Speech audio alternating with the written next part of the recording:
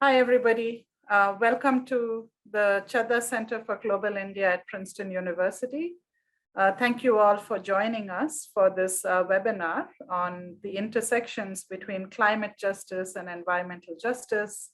And I think it's an appropriate topic to talk about today, which is just a day after Earth Day. And in this month when the IPCC released many of its reports, and different working groups. And we're very fortunate to have authors from these working groups participating in this discussion. So let me begin quickly with an overview of what we had hoped to accomplish in this session. I'll be introducing the speakers through a short PowerPoint, and then maybe some framing remarks on what we mean by climate justice and environmental justice and where we see their intersections. So I'm going to share a screen. And I want to again thank all of the speakers for joining us and the audience on this really important topic. So welcome everybody. And our topic today is exploring the connections between environmental justice and climate justice. And we're really, really fortunate to have excellent panelists to join us today. Our first speaker who will offer commentary broadly on this topic is Professor Navroz Dubash. He's at the Center for Policy Research in New Delhi, and he's the Adjunct Senior Research Fellow at the Lee Kuan Yew School of Public Policy at the National University of Singapore. He's been very active in discussions of global and national debates around climate change, air quality, energy, and water, and has served as a researcher, policy advisor, and activist for over 25 years. He is widely published. He serves on the IPCC as the chapter lead author, and I'm sure he's going to talk more about this. And he's on many advisory committees on editorial boards of several international journals. So welcome, Navroz, and it's a delight to have you here with us. So when Navroz and I were talking about climate justice and environmental justice, the first thing he said was, well, these two terms, they should intersect, but they don't. And often the EJ community is talking about issues of air pollution and other types of inequalities, and that we should, to really have this robust discussion, let's talk about someone who is an expert in EJ. And so we invited Manju Menon because Navroz works a lot on climate justice. So to explore this intersection, we have Manju Menon, who is a senior fellow at CPR as well, where she undertakes research on EJ, environmental justice and the politics of resource rights. She's a member of the UTS Climate Justice Research Center in Australia and Kalpa Vriksh, an environmental research group.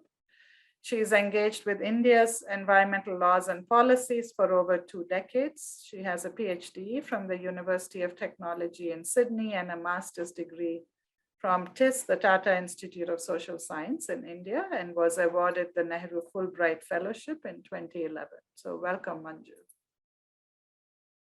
And our third speaker is Jessica Seddon, who I think bridges both of these worlds in many ways. Dr. Seddon is the global lead for air quality at the World Resources Institute in Washington, DC.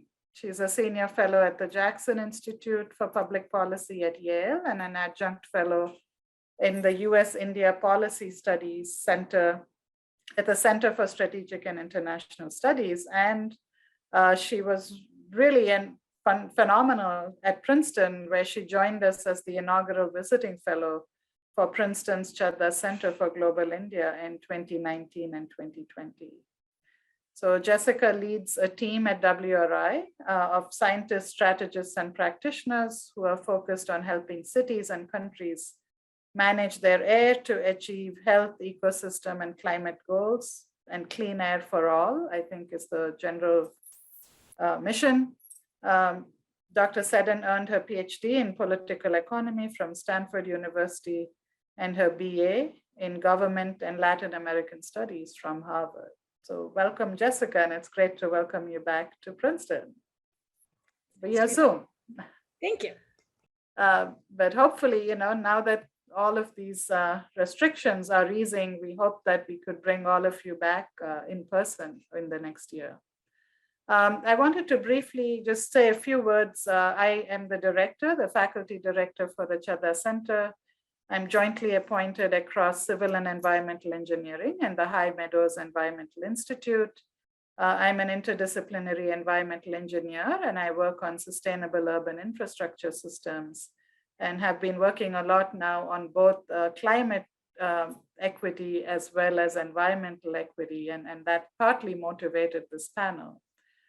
For the Princeton audience, I wanted to say that next year, we're going to have a year-long effort focused on inequality and equity. And some of these workshops are actually framing conversations.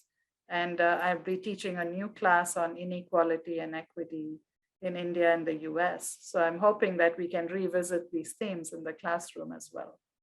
So to help us get started, I was hoping to invite our panelists to maybe broadly introduce and discuss these framing questions.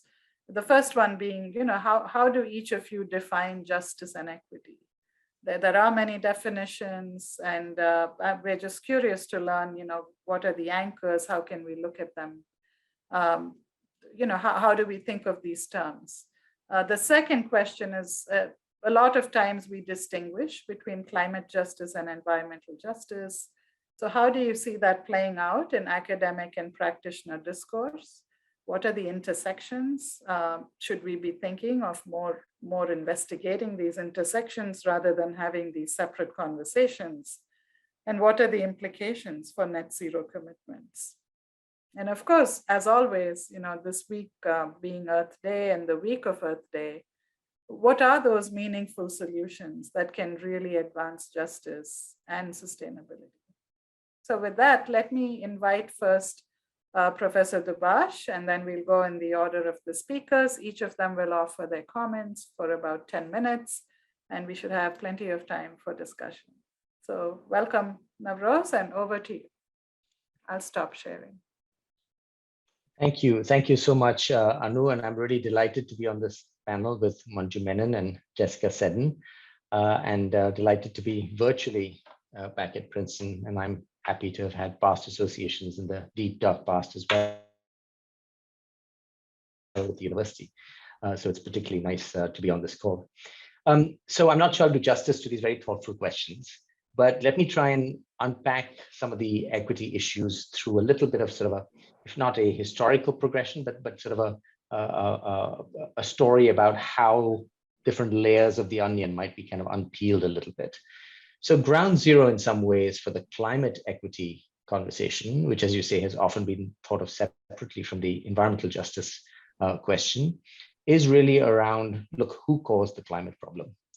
And ways of asking that question are themselves complicated, but one metric that has often been used is what is the per capita emissions of different countries? Right. So if the average person in India emits about 2 tons per capita, where Manju and I live, and the average person in the US emits 15 tons per capita, which is approximately the number, then that purely matters somewhat to how we perceive the relative contribution to this problem.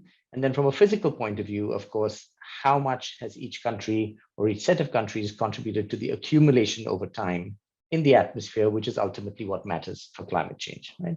So in India, at least, that has been the core of the climate equity question. The fact that India has played a small role in causing the problem, that on average, and it's important that it's on average, Indians have not contributed very much. And so why should we be at the forefront of of trying to solve this problem? And that has taken a really strong hold on the imagination. It's kind of driven Indian climate politics for almost 2 decades, from 1990 until about 2010. Over the last few years, I think a few complicating factors have come into sight, right? So many of us who have raised these questions, activists in different spaces, have probed this sort of somewhat unitary narrative and said, well, look, sure, per capita emissions and who contributed are really important, but surely it matters how one uses those emissions within your country. So the argument about climate equity is often used to argue for an allocation of carbon space. Every person alive today should have a certain carbon space, and India has used up much less of its carbon space because each person emits less. But the question is, okay, even if you buy that, does it matter what a country does with that carbon space?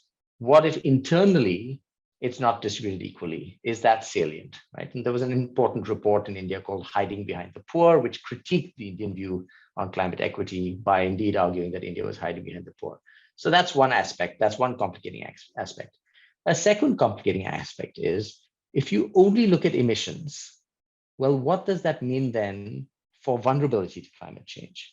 So if India insists on occupying all of its climate space, and it thereby makes countries, people in other vulnerable countries, whether small island states, African countries, or within India itself, more vulnerable, surely vulnerability and not just carbon space should be part of your calculation and your determination or your definition of justice, right? So are you contributing to making people more or less vulnerable is another complicating factor. A third complicating factor is the link with environmental justice.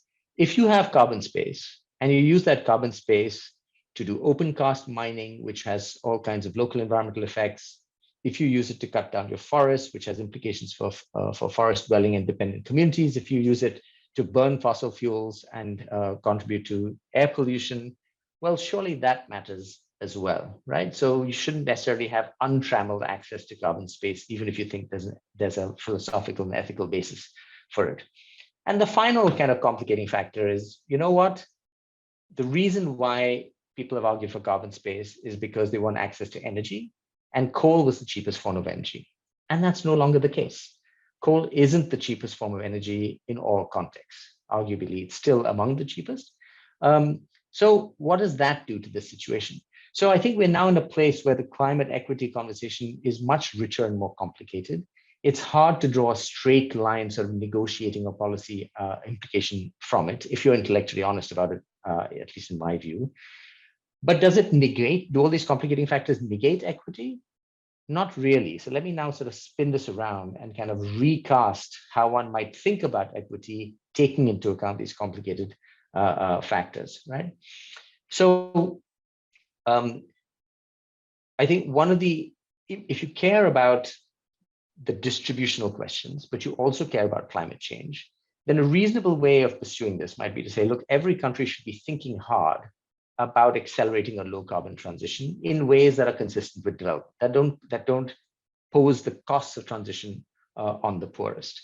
Now, does that mean that everybody has the same obligation to slow down use of their carbon? And here, I think the carbon equity issue has some bite, right? So let's take an interesting debate going on globally right now. Norway is heavily, burns a lot of its gas. Nigeria burns a lot of its oil. Nigeria is much poorer than Norway. Interestingly, Norway is lobbying the World Bank to not fund oil projects in Nigeria, even while it burns its own fossil fuels. So if we have finite fossil fuels, right, and that means some of them have to be kept in the ground, that they're not burnable, the corollary then is who gets to burn the scarce fossil fuel, right? Who gets to burn the allowable fossil fuel? And I think one could make an important point that if you cared about equity, you should use the remaining scarce fossil fuel where it has the greatest welfare impacts, right?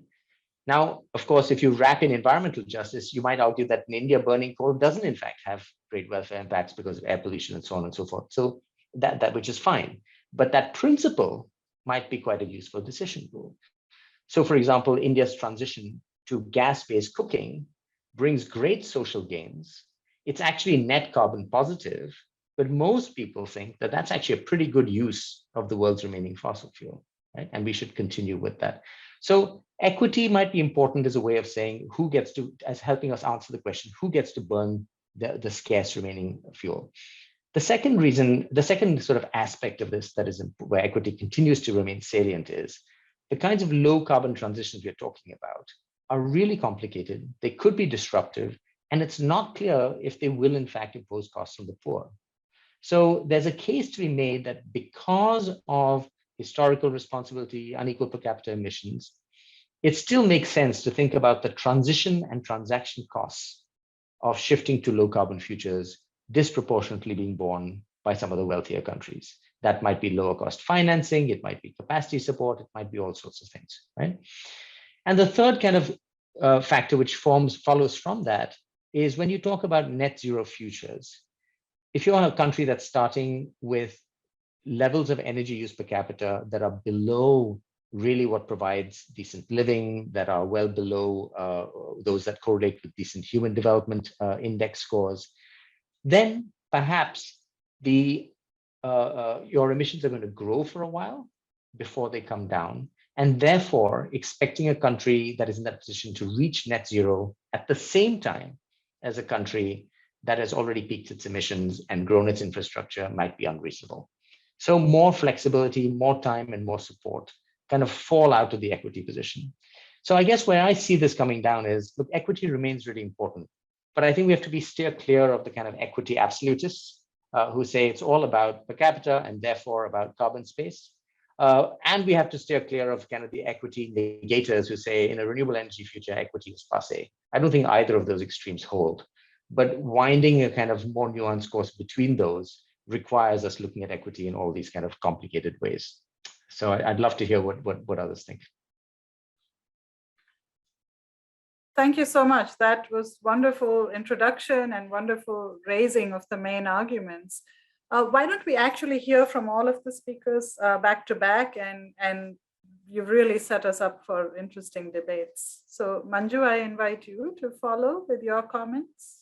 Yeah, thank you so much. I'm actually so delighted to be part of this conversation because this is simply, I mean, these are some of the most crucial issues that all of us who are engaged in environmental work in different ways are actually faced with on a daily basis. And like Navroz just clearly outlined, there are no easy positions that can be taken. And so we really have to work hard at figuring out what these different terms mean and almost create a sort of a space in which we can work. I feel that the initial question that you posed about justice and equity, Navroz has sort of clearly given us how equity gets problematized in a global context.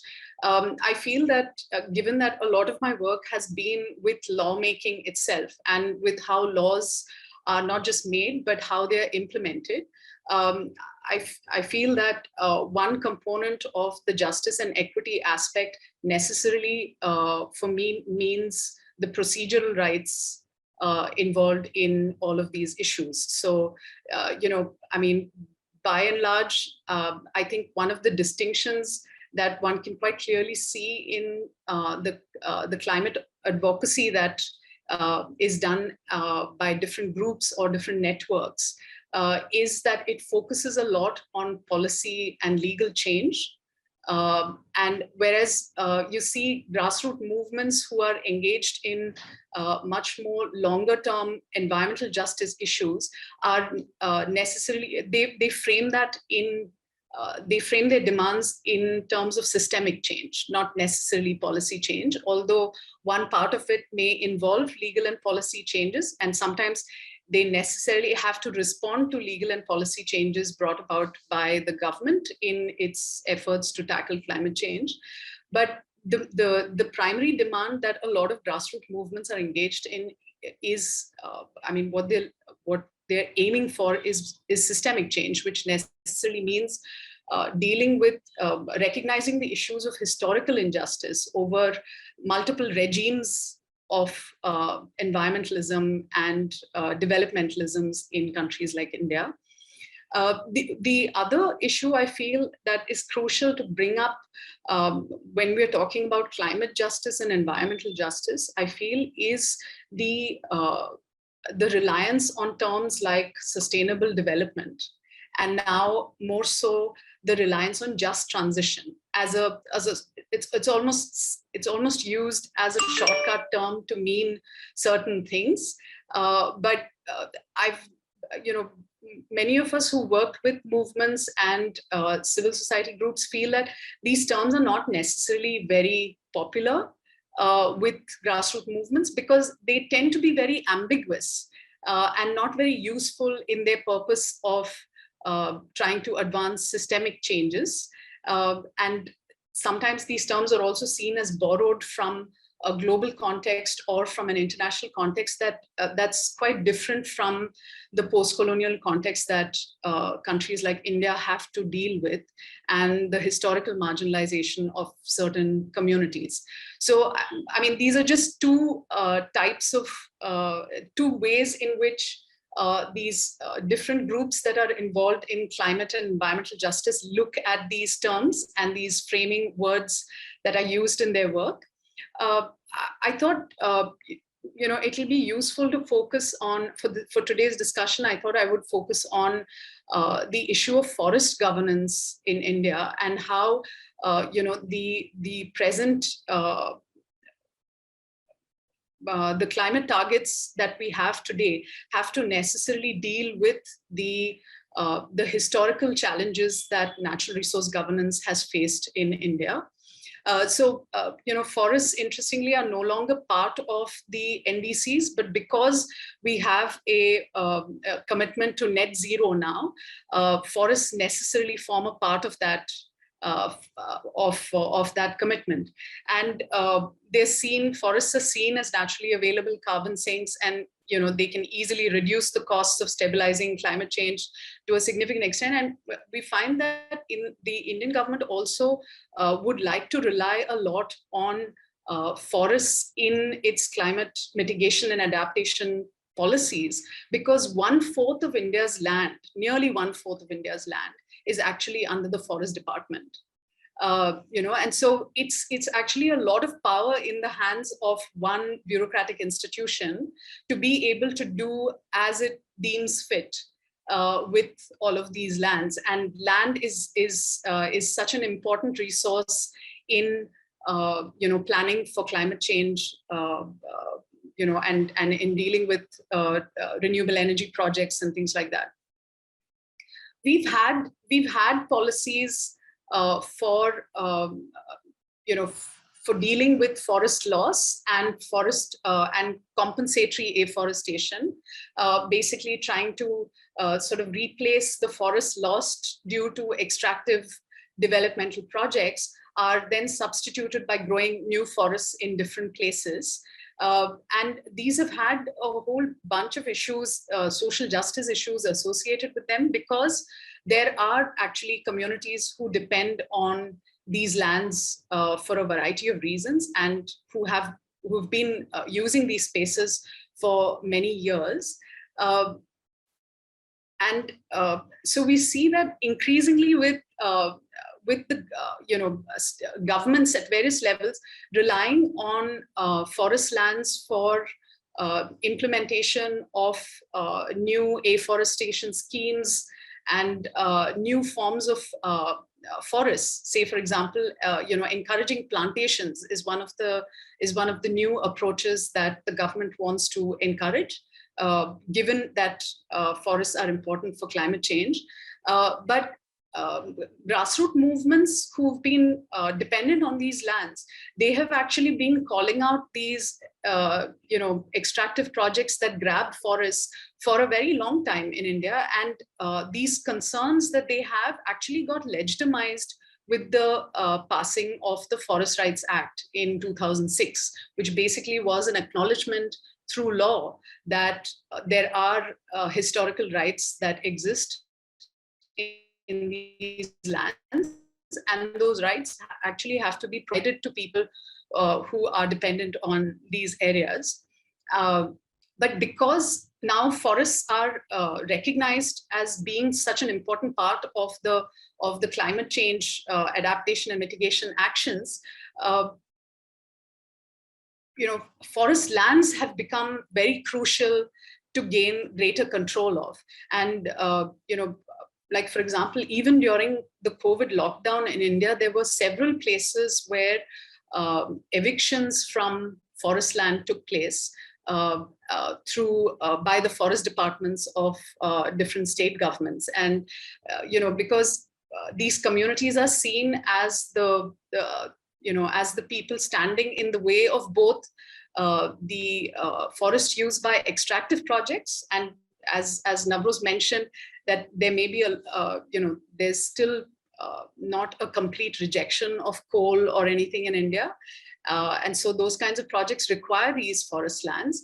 And on the other hand, these are the same communities that are also, that also stand in the way of the forest department bringing more and more lands under afforestation. So in a sense, and in the last few years, because of this increased attention given to forests from the point of view of climate change, there's also a lot of emphasis on doing afforestation in urban areas. And I wanted to bring this up with you, Professor Ramaswamy, because everyone knows about India's urban land problems, and how the problem of housing for the poor is such a huge, crucial issue in with respect to equity and social justice in India's urban centers. But now, because of this emphasis on forest conservation and bringing more public lands under forests, we've actually seen a lot of evictions taking place also from government or public lands in cities. And in most of urban India, middle class urban residents and upper middle class urban residents, they anyway had a very poor view of poor people in cities, and always thought of them as encroachers of public land and a threat to rule of law in cities. But now these arguments don't just stop with just calling it encroachments on public land. They pile on the arguments of forest degradation, air pollution, climate change, and all of that onto these issues. And so poor people living on public lands in urban areas have been greatly threatened because of how governments have come to view forests and public lands for afforestation. There's been a controversy around this report called the India State of Forests Report. I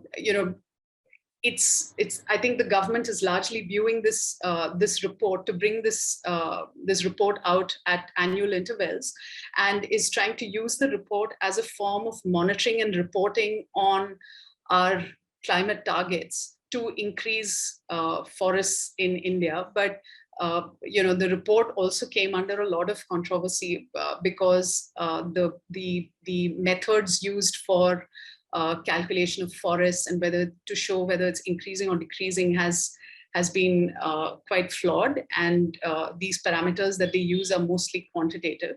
So I just wanted to bring these issues up to say that forests are a good example to understand how net zero and other climate targets, even if they have framings of equity and justice, they have to necessarily encounter this historical natural governance and social justice challenges in India. And so equity and justice needs to be seen from that context, and not necessarily in abstraction.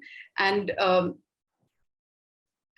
giving importance to procedural rights in this whole discourse becomes really crucial, because if we start thinking about climate change necessarily only as the process of decarbonization, then it appears like it's a technical subject which can be done only through expert policy making and shifting around different energy sources.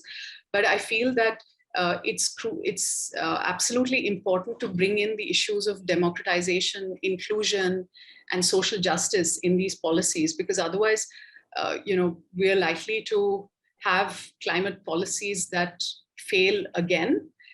And while the impacts of climate change are kind of just growing as we move along.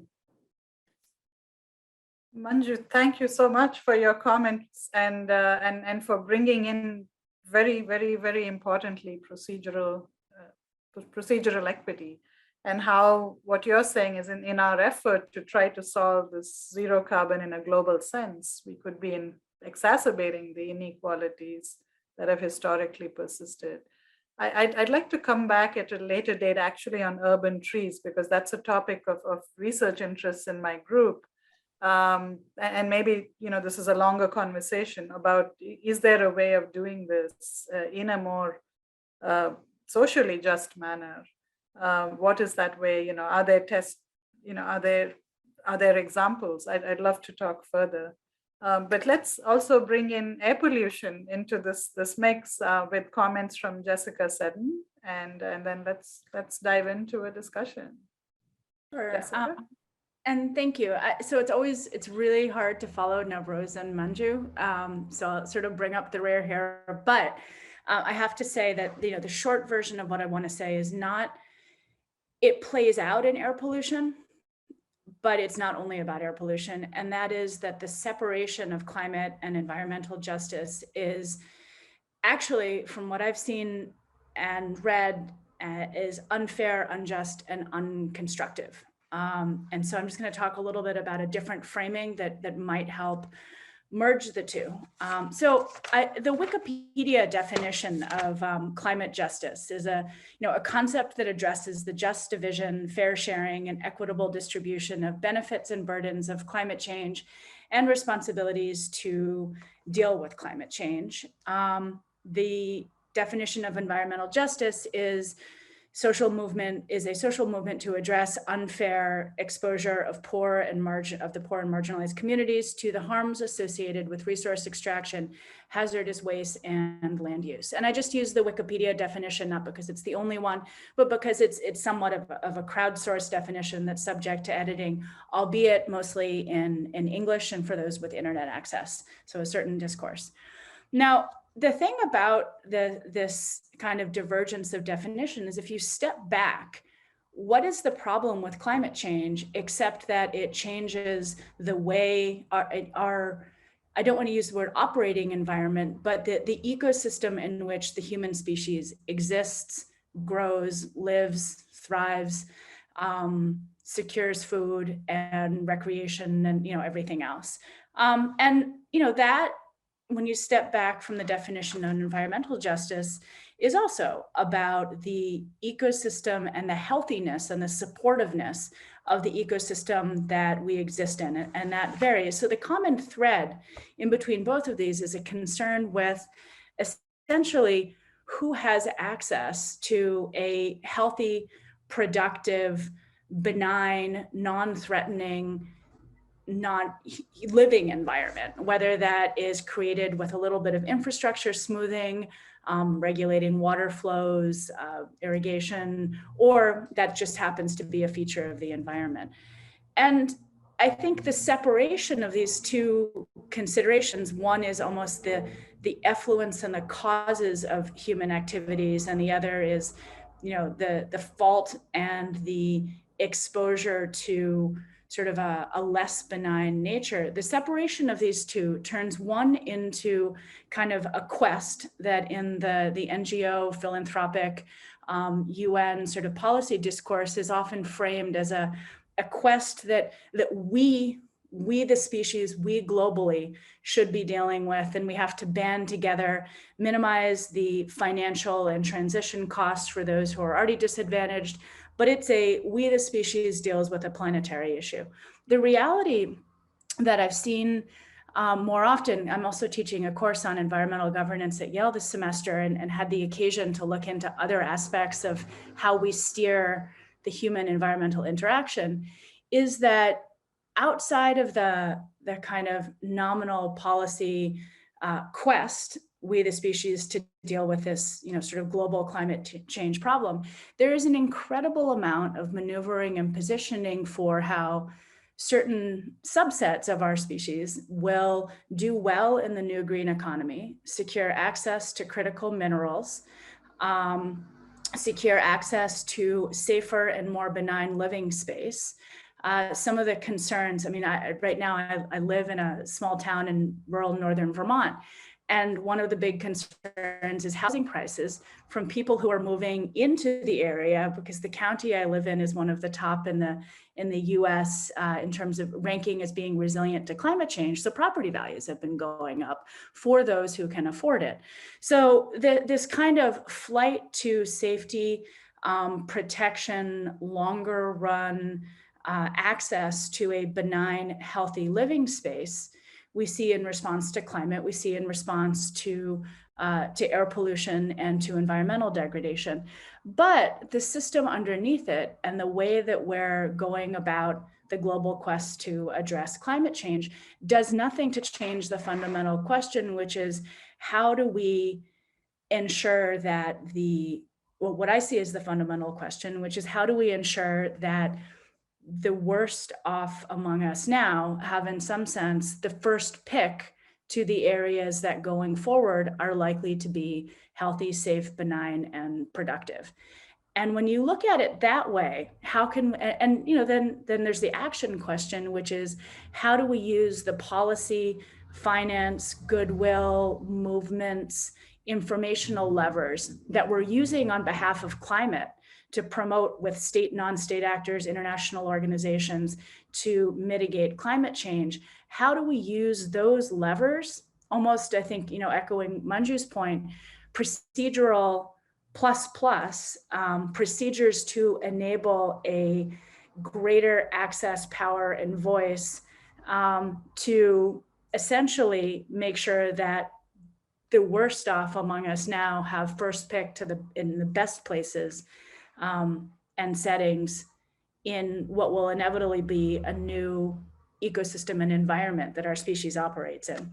And when you look at just three things, I mean, it's not looking like we're it's not looking like we're doing very well on that front. Just on three fronts, if you look at migration, internal and cross-border migration. The World Bank has done some work on internal migration and how much can be attributed to environmental change. I think there's a dramatic undercounting of global climate-related movements because it often looks like conflict or economic-related, and how do you really parse these things out?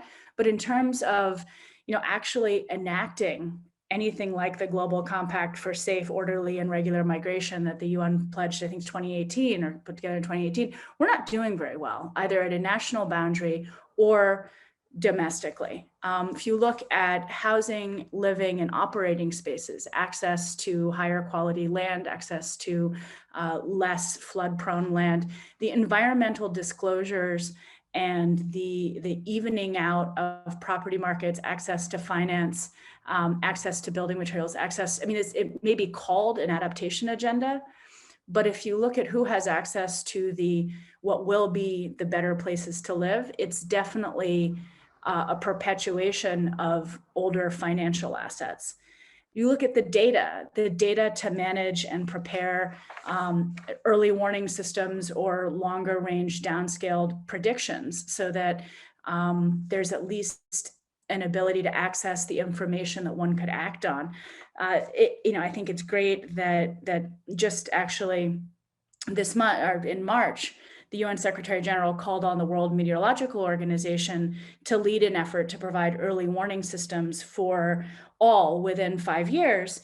But there's another side happening, which is that some of the most advanced downscaled climate analytics are being snapped up by military corporations and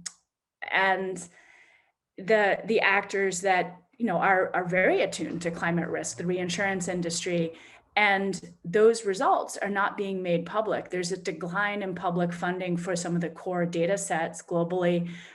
There are regions where the foundation and the backbone for what could be an early warning system that is truly a public utility is just shriveling. And it's, this is a boring topic. Nobody looks at that, but it's an essential systemic piece of following this kind of what I think is really one of the only fair, versions of justice, which is how do we are going to be forced into creating a new social and economic relationships due to environmental change, including the degradation that we have created beyond carbon in the atmosphere, and how do we ensure that those who are worst off now have access to the better places.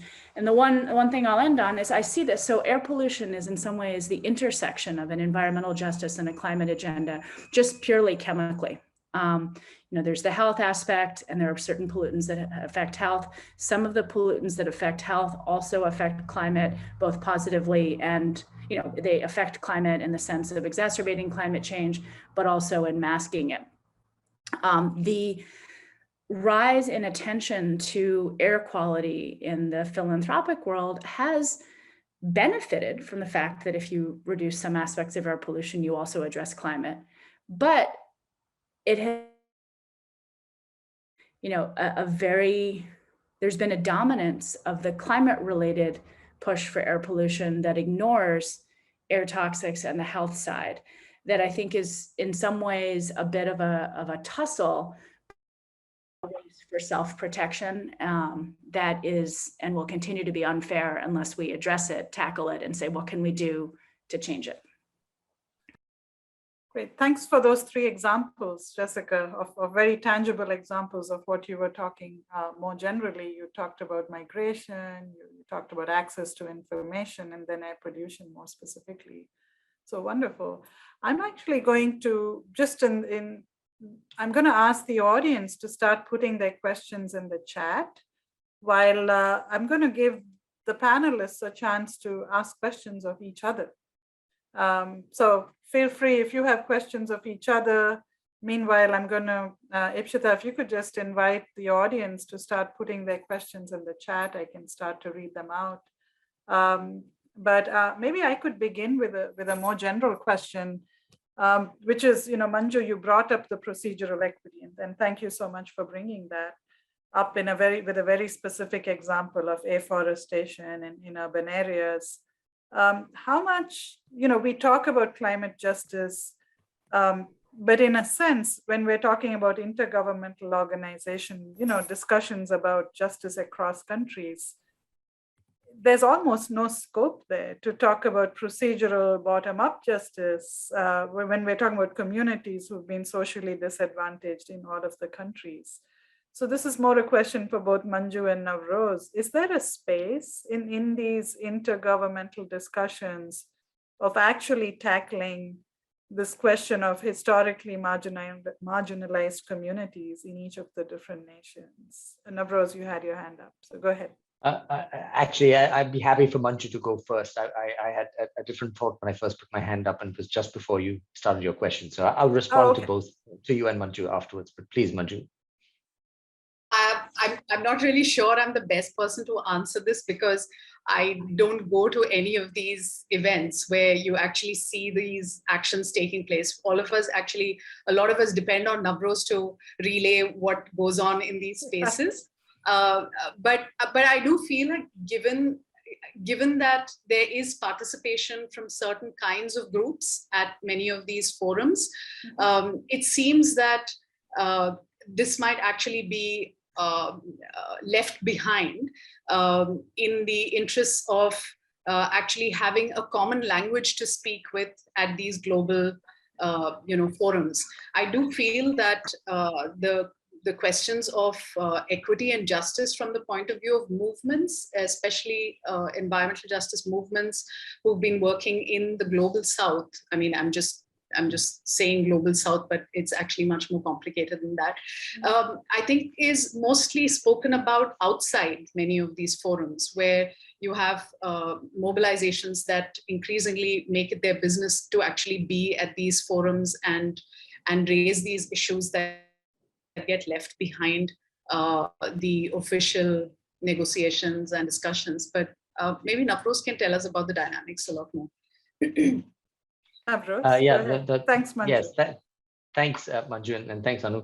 While Manju keeps her head down, I keep my head down almost as much. So I go to every 5th of these global jamborees. So I'm not much more informed on them. But what I have concluded is that at the global level is not the space or it's not the arena where these kinds of spaces for procedural rights, spaces for voice will really open up. I think the global arena is very strongly driven by meta narratives like net zero, by expedience and blunt formations like urgency. I agree with Jessica that, so for example, there's going to be this harnessing of climate change, of climate change to try and, to the air pollution, the climate change engine to the air pollution wagon, but in a particular way. And local groups in India have long been suspicious of climate change as kind of a hegemonizing discourse. Right. So for example, trees become sinks rather than complex ecosystems that interact with communities, and the way which communities interact with, and so on. But, and this is the big but, I think there's a way for climate change to become a space that opens up more conversation. I think it's not a given that it has to be hegemonizing. And I think it's because the center of gravity of climate conversations is definitely at the national level and to some extent the subnational level, but it's not at the international level. The NDC formulation, the nationally determined contribution formulation of the Paris Agreement, places it squarely at the national level. It's supposed to be nationally determined. And then we get a choice. It may not be a very open-ended choice on how we do that determining, right? And so there's a way to actually use this formulation to create some of those spaces. And I was intrigued by something that Manju said, which I want to follow up on, that, the language of just transition and so on seems like an external sort of alien language. But I think I personally feel we have to be smarter about it, right? In the sense that some of the languages that we have that we have used in national context, and we have a history of kind of marginalization of dispossessed and vulnerable groups. Here you have a politically powerful narrative that gets the attention of the G20 and so on and so forth. It can be used to pry open spaces.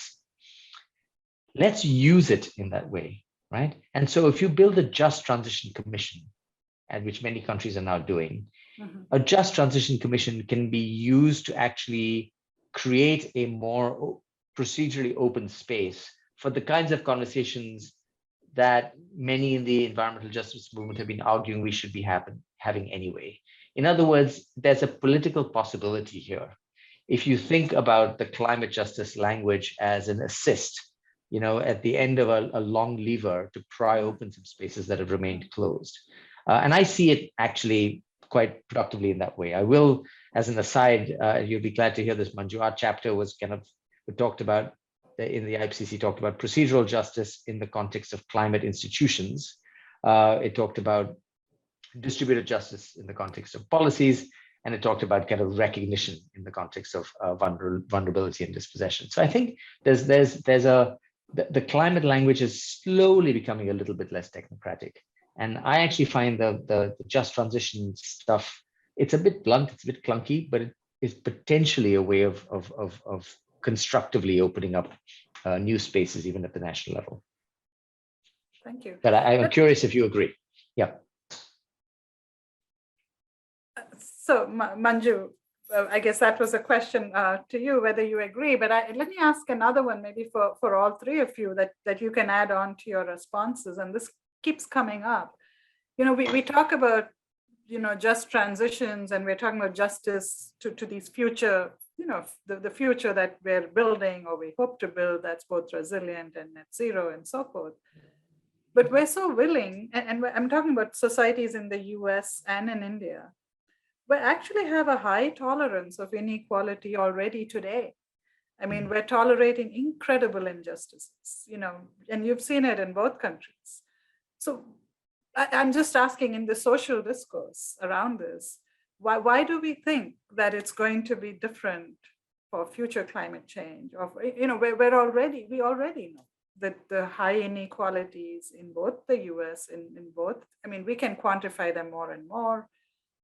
But could we maybe step back and say, in social thinking, are we accepting of these inequalities, and we just don't, do you see an appetite for talking more about it in the general public? Or is it something that, there's a smaller group, and of course that number has increased now. There's a much greater awareness, I think, in the US since the events of 2020, the pandemic, the police killing of George Floyd. There's just so much more awareness, but it also has had, there was a backlash to it. I mean, we've seen all this. So I'm more curious in this question of, as a society, why do we, we're talking about futures, justice in the future, but what about, and Manju, you raised this, historically, we've seen this. We've seen certain communities that have consecutively in different development paradigms been subjected to the same type of, oppression. So could we maybe step behind all this and talk about that? And I'll stop with that. Whoever would like to take that on, and then I'll start reading conversations. I don't want to dominate the questions here. Jessica, you had your hand raised. Yeah, sure. So I think I just wanted to say that I think that there's, and this is more for the US than for India, because I'm not as familiar with the literature on attitudes in India, but right. In the US, I think there used to be much more of a tolerance of inequality because there was a perception of mobility. And that perception of mobility is weaker and weaker and more challenged. And I think empirically so as well. Social mobility. Social mobility, in the sense that, and I think now, one of the things that's driven some of the political developments has been a sense that the system is rigged, that it's stacked, that it's not fair. It's not fair with access to higher education. It's not fair with access to jobs. It's not fair with, with many things. And I think actually the split between a climate concern versus a healthy, benign, safer environment to live in has actually created the potential for the climate concerns to be seen as one more instrument of cutting off opportunities, because the opportunities that are cut off are very here and now in terms of extra regulations. I mean, I hear this in my town with concerns about Vermont's climate policy and its implications for electricity choices and the things that the building code regulations and all things that make a lot of sense for environmental efficiency, but look like a constraint right now. And it's very hard to paint a picture of the future and to compete with the here and now, and without being able to pull together a sort of a shared appreciation of the environmentally related dangers and discomfort and danger that is coming down the road. It's going to be very difficult to overcome the sense of deep unfairness in process. And I don't know, and maybe Manju or Navroz, you have a better idea at how to be credible in a fair process that reestablishes some tolerance of inequality, but as temporary, because people can see a future and a path out of it. But I wouldn't say that it's a tolerance for inequality in the absence of a sense that it's possible to change.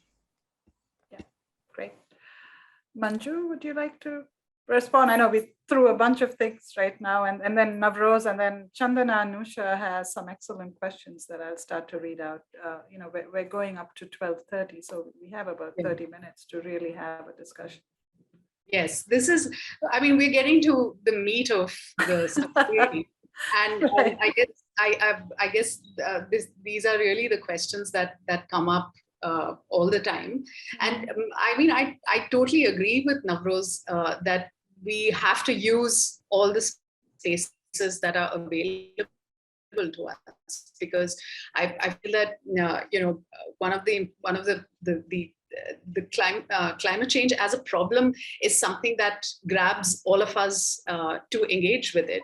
And we can't necessarily sort of be content with our old ways of framing problems and solutions and expect that things will work out well, because we are in such a dynamic situation with respect to the changing environment, that we have to necessarily constantly reframe our own understandings of problems and solutions. So, I mean, of course, the questions of just transition, have to necessarily be opened up and turned into concepts that will truly be useful for creating certain pathways that include, justice and equity and, socially meaningful sort of remedies and solutions for people in different places. It's just that I find that these terms, before local people or grassroots groups and movements even get a chance to start opening up and reframing these in terms of what they would mean, there is a lot of funding that goes behind these terms. There are certain kinds of programs that these terminologies and concepts come with. That's what makes things a lot more difficult on the ground, it looks like, because these framings come with certain programs of work, so to speak, and large organizations get involved in these, and it sort of gets mobilized into certain activities even before there is a good chance to open it up and understand what would just transition look like in the Indian context. Like, for example, I think someone has from the audience has asked this question, and I'm so glad that this question's come up. That the way just transition is largely framed in India has to do with both energy transitions as a technical subject, as a subject that involves engineers and power specialists and things like that, and also about workers. But what we are talking about is large areas of land in India which are under coal, which are sort of mobilized in the energy systems, and the populations in these areas are not just about, it's not just about workers. I mean, there are a large number of communities who are just sort of have developed lots of informal arrangements with these energy projects.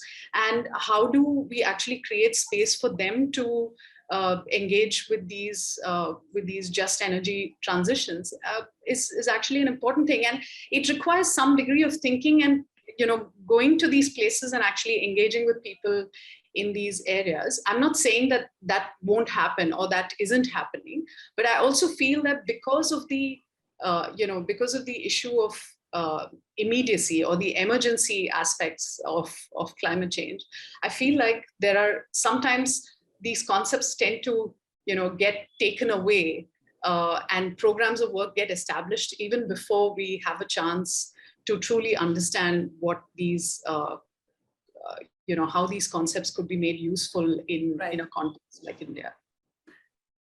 Thank you for that. Let me actually read out Chandana's question. And so this is a question from Chandananusha, who's one of our postdoctoral Mellon Architecture Fellows supported jointly by the Chadha Center and the Mellon School for Architecture. And so the question is, her question is, of course, she as I do, I'm really thankful to the panelists for this rich discussion. Her question is, to what extent is the reframing of forest conservation to serve climate goals a project in greenwashing? That is to say, how sincere is the forest department / government with a huge control over land and natural resources in implementing climate goals versus erasing ongoing resource extraction, versus insertion of India into a ticking global indicator rather than any substantive environmentalism. So maybe, Manju, you could begin with addressing this question, and I know you already touched upon. Yeah, I think I'll go back to what I was saying, which is that when the Forest Rights Act was introduced in 2006, it came through a long process of a lot of political negotiations between, Adivasi activists and social movements who had been fighting these issues for 40, 50 years by then. And it seemed like there was an acknowledgement that local communities who've been living in forests are a genuine stakeholder in all future planning of forestry projects and how forests would be used, for whether it's for developmental purposes, like as Jessica mentioned, that there would be certain projects which are absolutely essential, for helping us with climate change. But unfortunately, there's been so much, it hasn't been an easy way at all since then.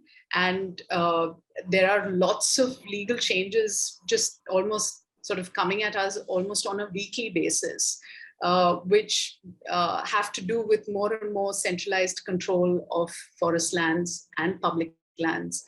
And all of that. And even the procedural rights that we had to some extent for the last a few years ago, even those seem to be sort of evaporating right now. So, so there is this issue of massive socioeconomic inequality just growing in countries like India. And obviously the global context has a lot to do with that. But also, environmental laws being used quite strategically to take away existing rights and, spaces of negotiation. Thank you. Any follow-up from Jessica or Navroz to Chandana? And please chat in other questions. Go ahead, Jessica. I just, I'm kind of struck by something that Navroz said a little bit ago in the conjuncture with what Manju just said, which is that the climate discussion opens up new opportunities to ask new questions and to rearrange things a bit. But at the same time, it's also increasingly has acted to shut down other forms of recognition of the environment. And I'm wondering if we step back from those two, we're clearly in a new moment. That moment can be used in different ways. Is there something behind, or a terrain, an arena, something that we could look at more closely to stack the deck so that it opens up new questions that are likely to not reinforce old hierarchies? Personally, I've been following some of the debate on consumption and use of materials, just the sheer material weight of both the old way and the new green economy. If you start to look at lithium and critical minerals and cobalt, et cetera. And it seems like there's some space in there to kind of recognize physical limits beyond just carbon space, but it also seems a little wonky and it's complicated. I'm wondering actually from Navroz and Manju, if you see spaces for dialogue or issues where the procedural opportunity could be seized rather than become a tool of just, continued business as usual. Or Anu, if you see opportunities for that too, because it's clearly a jolt. Navroz, why don't you go ahead, and then I have a follow-up question which also touches a little bit on what Jessica said. Go ahead. Thank you. I think this is a great discussion, and I just note that there's a question on the Q&A box from Keely Swan, in a sense,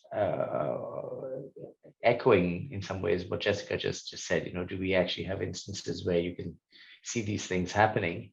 And I think Manju's kind of realist kind of perspective on what is the likelihood that this potential will be realized, and it does look quite grim at times. I think part of the challenge, to be honest, I'm taking this conversation in a slightly different direction, is the broader political economy in India is one where there's not many spaces opening up for conversation, right? So I think in that broader context, then pessimism on this particular theme is part of sort of a larger sense in which spaces for conversation might be closing down. But I really don't see any other way than to actively, I mean, so it's a little bit of a catch-22, right? If we are in fact in a climate crisis, right, and the science is pretty hard to dispute there, then we do have to remake economies and societies fairly rapidly. To do that, we do have to have institutional levers of various sorts. And we can't do it with the current state as it's configured today in silos, right? Whether it's for mitigation issues or adaptation issues. So part of the language you use in this report is building a climate ready, or that I've used in CPR stuff is building a climate ready state, right? You can't say hand over climate preparedness to the Ministry of Environment and expect that ministry, to be the tail that wags the dog of the government of India as a whole. It's just not going to happen. So we have to find, so what are our options? You either layer responsibilities on existing bodies like MOEF, the Ministry of Environment, you convert existing bodies, right? Or you create purpose-built new institutions like the UK has done with a climate change commission, like South Africa has done with the Presidential Commission on Climate Change, and so on and so forth. And then if, as many of us, as I think all of us on this chat feel is important, these decisions cannot be ones that further close down opportunities. We find ways to create the spaces that we can. Will they be imperfect? Absolutely. If you're looking to the existing forest bureaucracy to open up spaces for forest sinks, it's not going to happen easily. I guess the challenge is to make sure that the hegemonizing influence of climate doesn't further close down those spaces.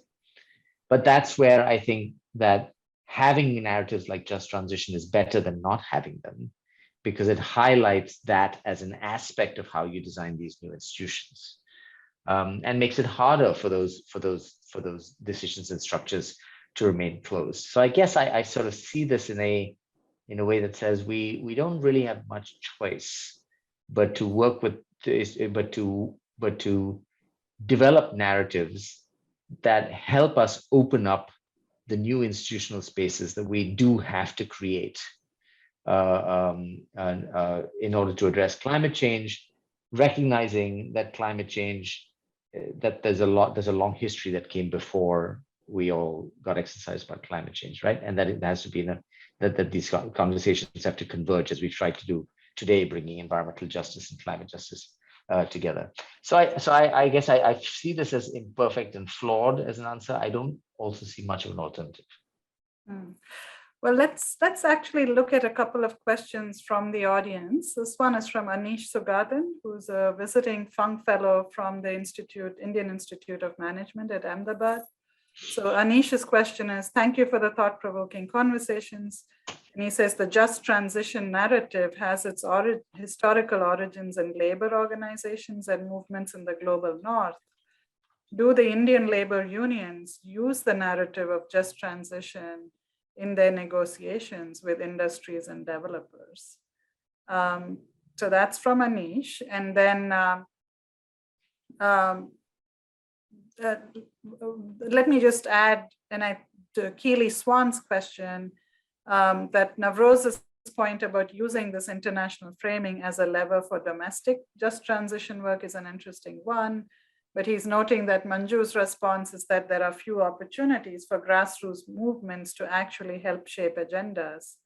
Can you speak about what spaces do exist for bridging these subnational and international approaches? Where are those conversations? And I think they're somewhat connected. One is asking, is the labor union a space to actually do that?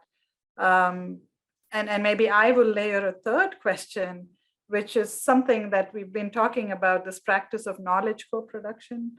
It's gaining a lot of traction as a way of governance where international bodies again, we don't want to make it formulaic, but if we actually engaged in knowledge co-production as a way of bringing perspectives, bottom-up perspectives into the transition, without what Manju was saying, without having a predetermined agenda, because many times I agree with you that when there's funding coming from international bodies, it's almost like, well, how do we sort of push this through? Or, there's already a mindset that this is the way to go forward. But if there was a way of genuinely doing knowledge co-production between academic researchers, international, departments, government departments, and international funding or climate groups with the grassroots, the cities is a really important space, and I'd love to even talk about that further. So could we discuss maybe the question from Keely, like what are these opportunities? Is unions one of those places? And then a third question that I'm interested in is this practice of knowledge co-production. Can that be institutionalized in the right way with the right metrics? Would that move the needle on both climate and environmental justice? It's open to everyone. I'll dive in here again. Perhaps, is that I think that the place where there seems to be something that is a recognition and an implementation of de facto co-production is the place where are places where it becomes very hard to know anything without the sense of connectedness and changes over time that come from being local or close to the data or aware of the warts and how it's connected. Mm-hmm. And so things like, citizen-driven surveys of the sightings of the first birds, for example, is just, I think, does create a new sense of at least channels for information to flow on the early signs of environmental change and of things that might be remedies. And I think there is, it's in some cases it's performative, and in other cases it's performative and then becoming real. The recognition and listening. And if those listening spaces that may be driven by a sense of a climate or a biodiversity or a degradation of the lungs of the world, the Amazon or in the Congo, if it's driven by those emergencies, those pipelines, and that information and conversation infrastructure can be used for other things and may very well turn into being used for other things. And that's a positive, but it's too easy to check the box on it and say that you've done co-production and not actually create posting channels. And I think that's where the terms in grants and groups like the Belmont Forum or other groups that are in some ways setting professional practices for philanthropic and science funding could have a lot of influence in ensuring that it moves from performative to real with lasting impacts on information flow.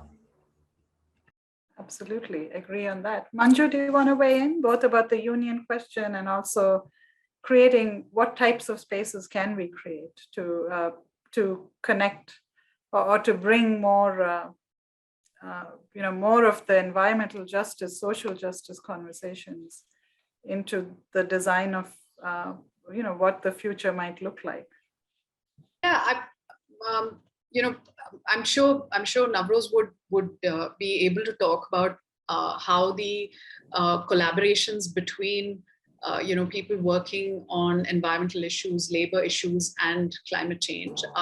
Those conversations have definitely increased a lot in the last few years, particularly with people sort of opening up this. Navroz, it's interesting, you haven't mentioned the co-benefits approach at all so far. I mean, that was so instrumental in actually helping people, see how we could use this as a space. We could use climate change as an opportunity to also talk about long-standing development problems. So certainly since then, the conversations have definitely increased a lot. I mean, there's a lot of forums that we see where these conversations take place, and there are exchanges and things like that. I just feel that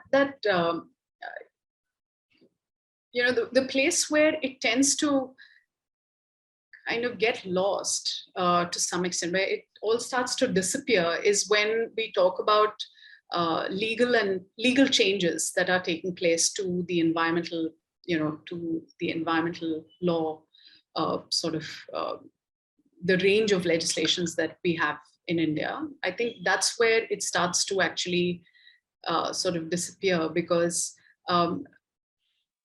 and this, it's also not that these things haven't happened before, where you may have a lot of grassroots movements and activists working towards changing policies, to make them more inclusive and things like that. And just when that's happening, on the other side, from the other side, you have a very top-down sort of set of legal changes that just get introduced, and then that puts you back by several years. So I mean, it's the problem seems to be in not being able to hold on to that lawmaking space enough, so that we can actually incorporate creative, newer ideas, like this thing about building new institutions. Whether we can actually introduce those into lawmaking, that's where I think I have questions, because the legal changes that seem to be coming about have necessarily, I mean, they've not necessarily left people with much hope. So there seems to be some sort of difference in the policy space, where we can talk about all sorts of newer ideas, but when it comes to hard lawmaking, it's sort of it seems like a different space altogether. Thanks, Manju. One more question, and then maybe we should close the webinar. So this is from Bhartendu Pandey, who's a data scientist and postdoc actually in my group, and we're working a lot on, in fact, the question of monitoring trees and thinking about how do we think of reforestation, both in US cities and Indian cities. And much of what we're hearing is the conversation around reforestation sort of neglects the conversation about maintaining what you have and who's playing a role in maintaining the trees that we do have. But let me just read out Bhartendu's question. So towards addressing and enabling distributive and procedural equity in climate justice and EJ, identifying disadvantaged people or communities seems critical. Do we know who and where these communities are, and how to identify them? What can be the basis of identification, whether it's historical, contemporary, future potential injustices, etc.? Yeah, I'm not sure I have a great answer to this question. I mean, to me, it seems to be that posing the question in this way, where there is sort of an outside actor identifying disadvantage, really risks introducing the biases and the perspectives of whoever that introducer is. And the question is really more, how do you lower the bar of entry to in effect confer these procedural rights, so that those who themselves have a perception of being disadvantaged have access to redress and mechanisms for redress.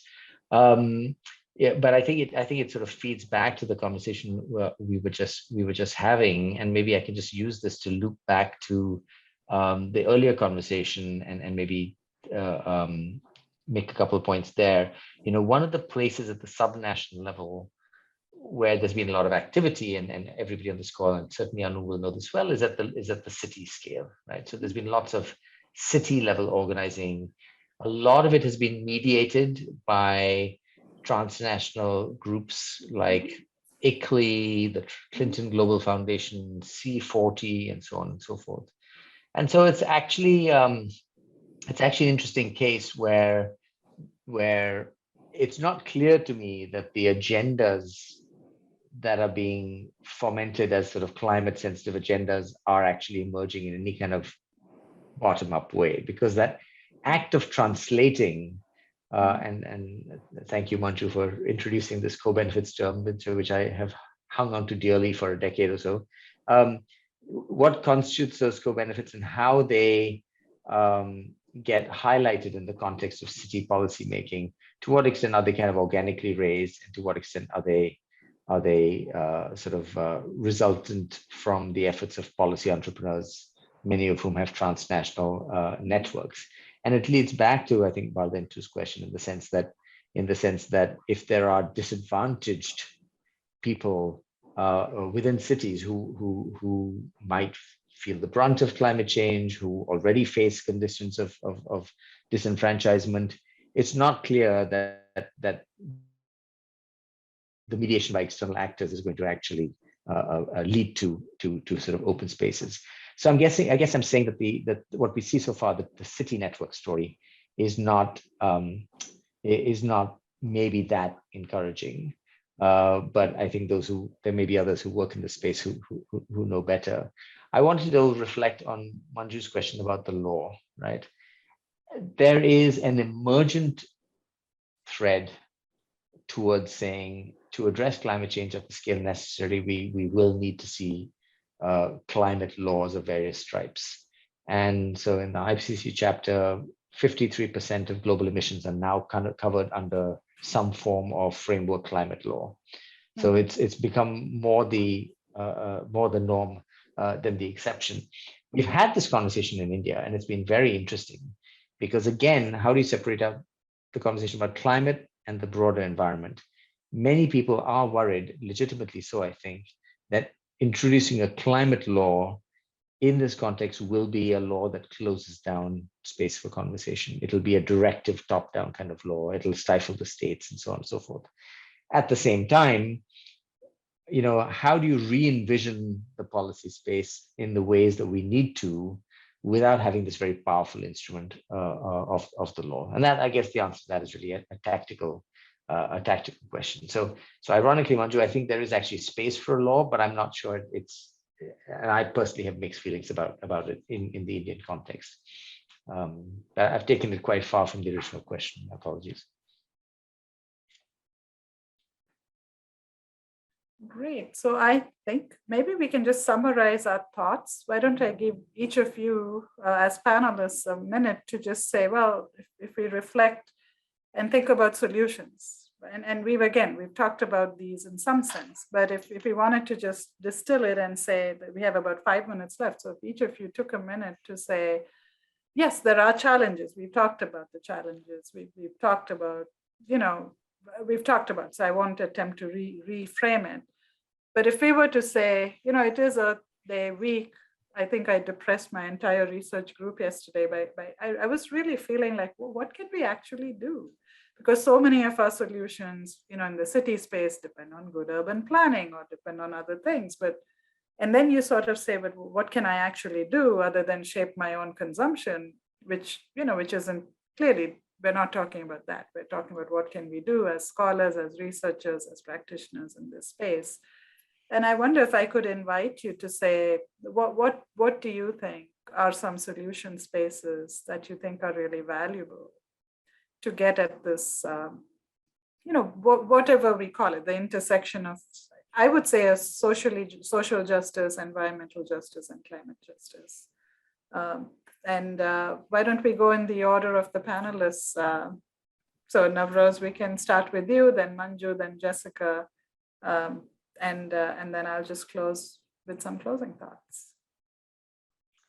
Thanks, Anu. I'm going to be very brief and frankly a little boring. I think at this stage my imagination is kind of so constrained and limited by the things I've worked on for the last few years that I actually think the intersection of designing new institutions and political organizing around those institutions to make sure indeed that procedural rights are protected is going to be very important, because we are going to see new architectures developing. And it's really, really important that those architectures, which will be long lasting, are as open as possible.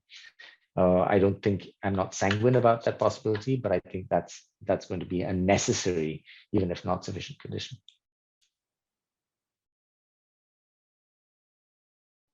Manju, would you like to go next? I'm not sure I can even do what Navroz did. In terms of solutions, I can't really think beyond the need to democratize environmental law as a tool, and also open up these policy spaces just to sort of have more people from different experiences to come and participate in these.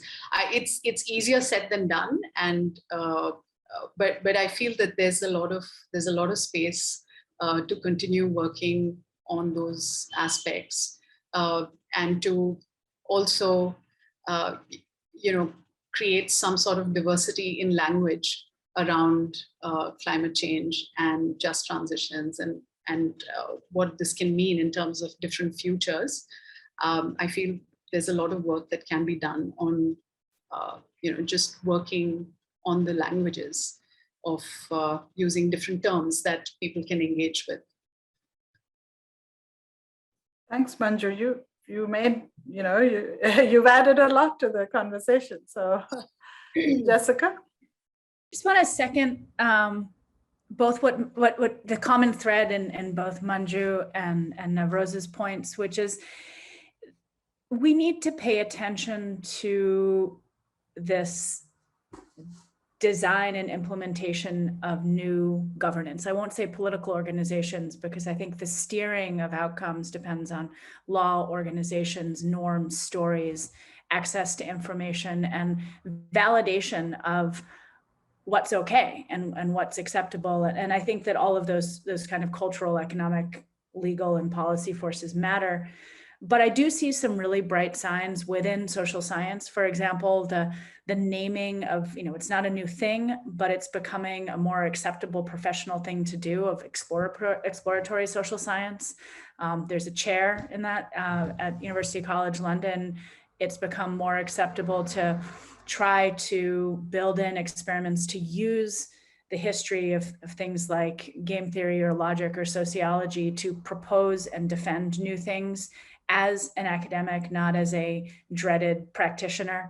And I think that's very bright, and I think that's incredibly powerful. I also think that the sense of an emergency, whether it's an environmental health emergency or a climate emergency, the sense of urgency has driven much more attention to the need to know the value of information and the necessity of reorganizing ourselves. And I guess I'm not always optimistic about it, but I do think that there's a lot of potential, and that as scholars, practitioners, whatever we want to call ourselves, we need to pay attention to the boring parts, to the metrics, to the labels, and to the parts of the law that nobody reads, but ultimately are the binding pieces in having standing and moving the instruments of power and finance that we have and will remain.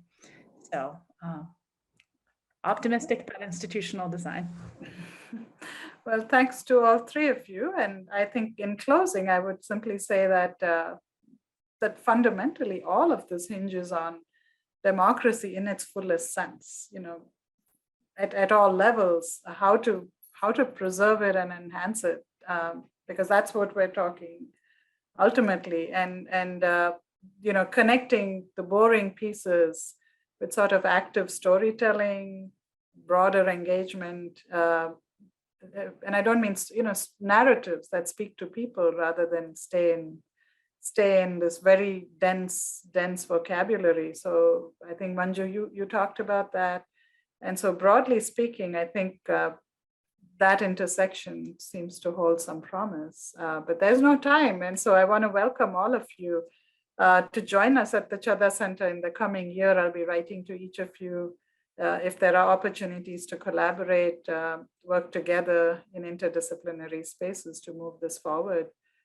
We would welcome it. So let me thank you all for your time, thank the audience for their time, and wish you the best on the week of Earth Day for an Earth Day friendly future. Thank you. Bye, everyone. Thanks so much. Thank you so much. Thanks.